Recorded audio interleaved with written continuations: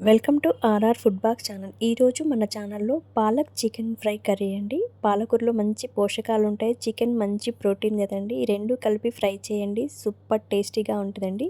ఇది వైట్ రైస్తో కానీ బగారా రైస్తో కానీ ఎలా తిన్నా చాలా టేస్టీగా ఉంటుందండి. డైరెక్ట్గా అలా స్నాక్లా కూడా తినేయచ్చండి, అంత సూపర్ టేస్టీగా ఉంటుంది. దానికోసం ముందుగా మసాలా ప్రిపేర్ చేసుకుందాం. చిన్న ప్యాన్ పెట్టేసి ఇందులో లవంగాలు, ఇలాచి, చెక్క, ధనియాలు వేసుకొని కొంచెం ఫ్రై చేసేసుకోండి. ఇది ఫ్రై చేసుకొని రోల్లో వేసుకొని మంచిగా పౌడర్ కొట్టి పక్కన పెట్టేసుకోండి. ఇది అప్పటికప్పుడు ఫ్రెష్గా రెడీ చేసుకుంటే టేస్ట్ చాలా బాగుంటుంది. చూడండి, రోట్లో ఇలా వేసుకొని చక్కగా పౌడర్ కొట్టి పెట్టుకుంటే పక్కన పెట్టేసుకోండి. ఇప్పుడు మనం మసాలా రెడీ అయింది కదండి. ఇప్పుడు పాలకూర తీసుకొని ఫ్రెష్గా కడిగి సన్నగా తరిమి పెట్టేసుకోండి. చూడండి, పాలకూర సన్నగా తరుక్కున్న తర్వాత ఉల్లిపాయలు కూడా చిన్న ముక్కలుగా కట్ చేసి పక్కన పెట్టుకోవాలి.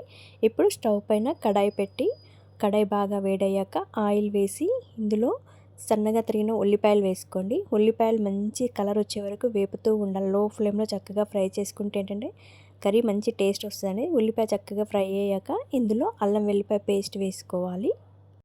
ఈ అల్లం వెల్లిపాయ పేస్టు ఉల్లిపాయ చక్కగా ఫ్రై అయ్యాక ఇందులో ఫ్రెష్గా కడిగిన చికెన్ వేసుకోవాలి. ఇందులోనే కొద్దిగా పసుపు, ఉప్పు వేసుకొని ఒకసారి ఇదంతా చికెన్కి పట్టేంత వరకు బాగా కలుపుకోవాలి. చూడండి, ఉప్పు పసుపు అంతా చికెన్ పట్టేసింది కదా. ఒక 2 నిమిషాల పాటు మూత పెట్టి బాయిల్ చేస్తే అంటే చక్కగా ఉప్పు పట్టేస్తుంది ముక్కలకి. ఇప్పుడు కరివేపాకు, పచ్చిమిర్చి వేసుకోవాలండి.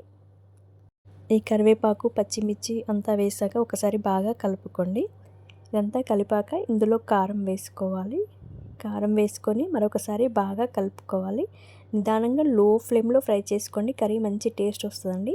ఇదంతా వేసాక ఇప్పుడు దీంట్లో పాలకూర వేసుకోవాలి. పాలకూర వేసాక మరొకసారి బాగా కలుపుకోవాలి. ఇందులో కారం అవన్నీ వేసాం కదండి. ఇదంతా పాలకూర అంతా చికెన్ పట్టేటట్టు చక్కగా బాగా నిదానంగా కలుపుకోండి. ఇదంతా బాగా కలిపినాక ఇందులో చిన్నగా తరిగిన టొమాటో ముక్కలు వేసుకోండి. టొమాటో వేయడం వల్ల కర్రీకి మంచి ఫ్లేవర్ వస్తుందండి. ఈ టొమాటో పాలకూర వేసాక వేయండి, ముందే వేయకండి. ఈ స్టేజ్లో వేస్తేనే చాలా బాగుంటుంది. ఇప్పుడు టొమాటో వేసాక ఇదంతా మరొకసారి బాగా కలుపుకోండి. చూడండి, మన చికెన్ మొత్తం చక్కగా ఇవన్నీ పట్టేసాయి కదా. ఇప్పుడు దీంట్లో మనం ముందుగా నూరి పెట్టుకున్న మసాలా ఉంది కదండి, ఆ మసాలా వేసేసుకొని మరొకసారి బాగా కలుపుకోవాలండి. ఇదంతా లో ఫ్లేమ్లోనే చేయండి, అప్పుడే చికెన్ మంచి టేస్ట్ వస్తుందండి. ఈ మసాలా అంతా ముక్కలకి పట్టేటట్టు మరొకసారి బాగా కలుపుకుంటే చూడండి, మన చికెన్ చక్కగా ఫ్రై అవుతుంది కదండి. చూడండి, మన చికెన్ 70% బాయిల్డ్ అయిపోయిందండి. చక్కగా దగ్గరికి వచ్చేసింది కదా. ఇలా సైడ్ నుండి ఆయిల్ వదిలిందంటే మన చికెన్ చక్కగా ఫ్రై అయినట్టండి. 1 నిమిషం పాటు మూత పెట్టేసామంటే చూడండి, మన వేడి వేడి palak chicken fry curry ready అయిందండి.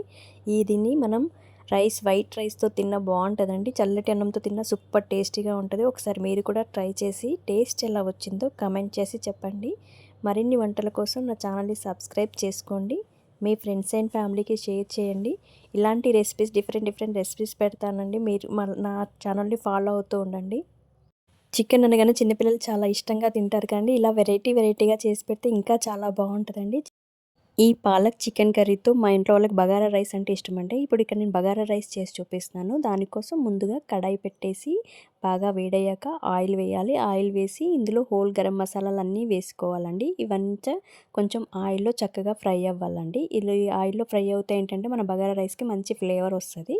ఎంత బాగా ఫ్రై అయ్యాక ఇందులో పచ్చిమిర్చి ముక్కలు వేసుకోవాలి. పచ్చిమిర్చి వేసాక ఇందులో సన్నగా తరిగిన ఉల్లిపాయలు వేసుకోవాలి. ఈ ఉల్లిపాయలు, పచ్చిమిర్చి, మసాలా అంతా బాగా ఫ్రై అంతా ఒకసారి కలుపుకోవాలి. చూడండి, కొంచెం ఉల్లిపాయ కొంచెం సాఫ్ట్గా అయ్యేంత వరకు ఫ్రై చేసుకోవాలి. అలా ఉల్లిపాయ చక్కగా ఫ్రై చేసుకుంటే ఏంటంటే మన రైస్కి మంచి ఫ్లేవర్ వస్తుందండి. ఇప్పుడు ఉల్లిపాయ చక్కగా ఫ్రై అయ్యాక ఇందులో పుదీనా వేసుకోవాలి. అలానే జింజర్ గార్లిక్ పేస్ట్ వేసుకోవాలి. ఈ అల్లం వెల్లిపాయ పేస్ట్ అనేది కొంచెం మంచిగా ఎర్రగా ఫ్రై అయ్యేంత వరకు ఫ్రై చేసుకుంటే ఏంటంటే మనకి రైస్కి మంచి కలర్ వస్తుందండి. ఇప్పుడు దీంట్లోనే కరివేపాకు వేసుకోవాలి. 1 స్పూన్ ధనియాల పొడి వేసుకోవాలి. ఈ ధనియాల పొడిని ఆయిల్లో ఫ్రై చేయడం వల్ల మన రైస్కి మంచి ఫ్లేవరు, కలర్ కూడా వస్తుందండి. బగారా రైస్కి చాలామంది వాటర్లో వేస్తారు కదండి, వాటర్లో వేయకుండా ఇలా ఆయిల్లో వేయండి, మంచి ఫ్లేవర్ వస్తుందండి. ఇప్పుడు ఇక్కడ నేను వాటర్ వేసుకున్నానండి. ఇక్కడ నేను 3 కప్పుల రైస్ తీసుకున్నాను. 1 కప్‌కి 1 ½ కప్పు వాటర్ వేసుకుంటే కరెక్ట్ క్వాంటిటీ సరిపోతదండి. అలానే కొద్దిగా కొత్తిమీర కూడా వేసేసుకోవాలి. ఇప్పుడు ఇందులోనే సాల్ట్ కూడా వేసేసుకోవాలి. ఇప్పుడు ఇదంతా ఒకసారి బాగా కలుపుకొని మంచిగా వాటర్ బాయిల్ అయ్యేంత వరకు మరగపెట్టేసి, ఇది మరిగాక ఇందులో మనం ముందుగా నానబెట్టుకున్న రైస్ వేసుకోవాలి. ఈ రైస్‌ని ఎక్కువగా కలపకూడదండి, విరిగిపోతది కాబట్టి ఒకసారి కలిపేసి అలా మూత పెట్టామంటే ఒక 10 మినిట్స్‌లో ఇలా ఈ స్టేజ్‌కి వస్తదండి. ఇప్పుడు ఈ స్టేజ్‌కి వచ్చినప్పుడు ఒక్కసారి మసాలానంతా కింద మీద కలిపేసుకుంటే ఏంటంటే మన రైస్ చక్కగా ఈవెన్‌గా బాయిల్ అయిపోతదండి. ఇప్పుడు ఇలా కలిపేశాక మరొక 15 నిమిషాల పాటు మూత పెట్టి లో ఫ్లేమ్‌లో స్టీమ్ మీద బాయిల్ చేసేసి స్టవ్ ఆఫ్ చేశాక ఒక 15 మినిట్స్ అలా పక్కన పెట్టేశాక అప్పుడు రైస్‌ని తీయాలండి. ఇలా తీసాక చూడండి మన అన్నం పొడి పొడిగా ఎంత చక్కగా వచ్చిందో. ఇలా బగారా రైస్ రెడీ అయిపోయిందండి. ఇది పాలక్ చికెన్ ఫ్రైతో తింటే సూపర్ టేస్టీగా ఉంటది. మీరు కూడా ట్రై చేసి చూడండి. Thank you for watching my channel.